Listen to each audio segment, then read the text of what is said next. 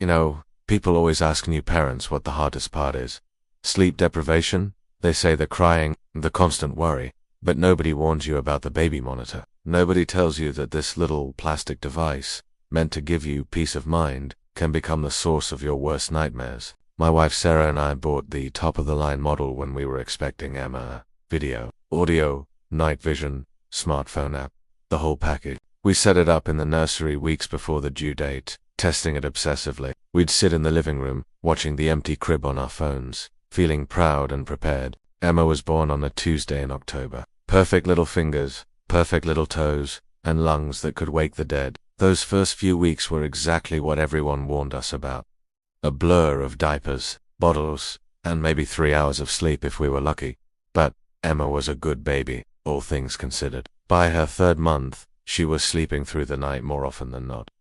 That's when we started noticing the other sounds.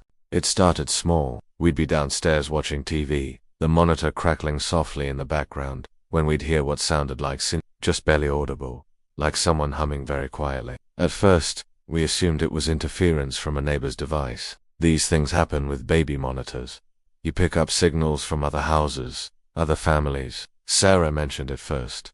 Did you hear that? She asked one night, pausing the show we were watching. I listened. Through the static, there it was. A soft, melodic humming. A lullaby. Probably the Johnsons next door, I said. Their baby's about the same age as Emma, but the Johnsons lived 2 houses down, and we'd never picked up their signal before. We started paying more attention after that. The singing always happened around the same time. 3:33 a.m. Every single night, and it wasn't just humming anymore. We could make out words, though they were too faint to understand completely. Hush now, baby. Close your eyes. The voice was pleasant, soothing, even. A woman's voice, soft and maternal. Sometimes Sarah would smile when she heard it. That's pretty. She'd say sleepily. Whoever that is, has a lovely voice. But I couldn't shake the feeling that something was off. The timing was too consistent. And there was something about the melody that made my skin crawl, though I couldn't put my finger on what. I decided to investigate. One night, I crept upstairs, while the lullaby was playing, following the sound to its source. The nursery door was slightly ajar, and I could see Emma sleeping peacefully in her crib, bathed in the soft green glow of the nightlight. The singing was definitely coming from inside the room. I pushed the door open wider and stepped inside. Emma stirred but didn't wake. The lullaby continued, clear as day now. Hush now, baby. Close your eyes. Sleep until the sun does rise. Dream of places far away, where little children love to play. I checked every corner of the room.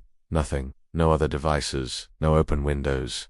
No explanation for where the voice was coming from. But it was definitely in the room with us. When I told Sarah the next morning, she laughed it off. You're being paranoid, she said, bouncing Emma on her knee. It's probably just the old house settling, or sound carrying through the vents.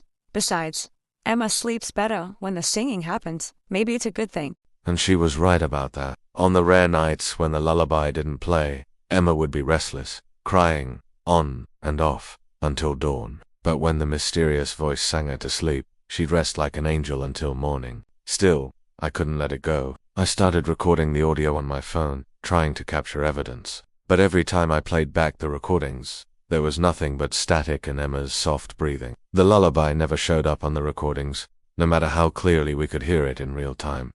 Weeks passed. The singing became part of our routine. Sarah even started looking forward to it. There's our mystery singer, She'd say with a smile when 3:33 rolled around. right on time. But I noticed other things. Emma would sometimes stare at empty corners of her room, tracking something with her eyes that wasn't there. She'd smile and coo at the ceiling, reaching up with her tiny hands, as if trying to touch something. And then there were the photos. Sarah loved taking pictures of Emma. Hundreds of them on her phone. But when we looked through them later, we started noticing anomalies. Shadows that didn't match the lighting. Blurry spots that looked almost like figures standing near the crib. In one photo, there appeared to be a woman's silhouette sitting in the rocking chair. But the chair had been empty when Sarah took the picture. It's just the camera. Sarah insisted. Old house, weird lighting. You're seeing things that aren't there. But I wasn't the only one seeing them anymore. Last Tuesday night, something changed. The lullaby started as usual at 3:33, but this time, the words were different. Soon, my darling, you'll come home. No more will you be alone. Take my hand and we shall go to a place where love can grow. I bolted upright in bed. Sarah was already awake, staring at the monitor with wide eyes. That's not the same song, she whispered. We both rushed to the nursery. Emma was standing in her crib, something she'd never done before. She was only 6 months old, too young to pull herself up, but there she was, tiny hands gripping the rails, looking up at something in the corner of the room. The singing stopped the moment we entered. Emma looked at us and giggled, then promptly fell asleep standing up. I had to gently lay her back down. That's when I noticed the mobile above her crib was spinning, slowly, deliberately, even though there was no breeze in the room. We haven't slept well since then. Every night at 3:33, the lullaby plays, and every night, the words get more personal, more possessive. Come with me, sweet little one. Mama's waiting. Don't you cry. Time to leave this world behind. Sarah finally admitted she was scared when we found Emma standing in her crib again last night, arms reached up toward the ceiling, babbling happily at something we couldn't see. We've decided to move Emma into our bedroom. Just temporarily, we tell ourselves. Just until we figure out what's happening. But as I'm packing up the nursery right now, preparing to take down the baby monitor, I can't help but wonder, what happens to a lullaby when there's no baby left to sing to? And more terrifying still, what if the voice decides to find Emma wherever she goes?